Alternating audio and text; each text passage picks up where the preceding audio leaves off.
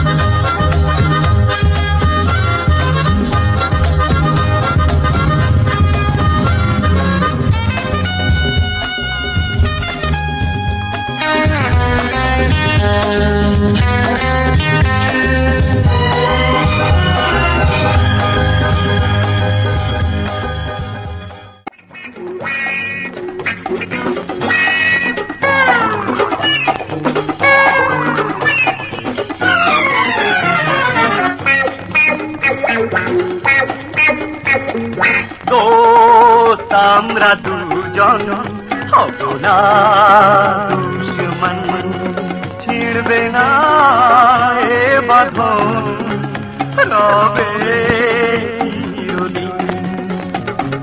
দোস্ত আমরা দুজন হব না দুশমন, ছিড়বে না এ বাঁধন, রবে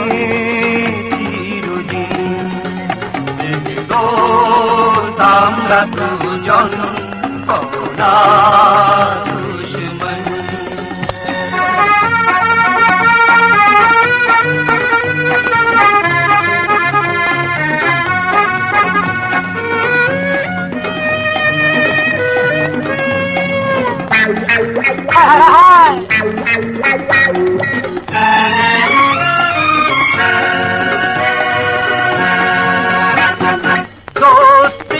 আমার সারা জীবনের ভালোবাসা, বন্ধু আমার হবে না কখনো সাথী হারা। দোস্তি আমার সারা জীবনের ভালোবাসা।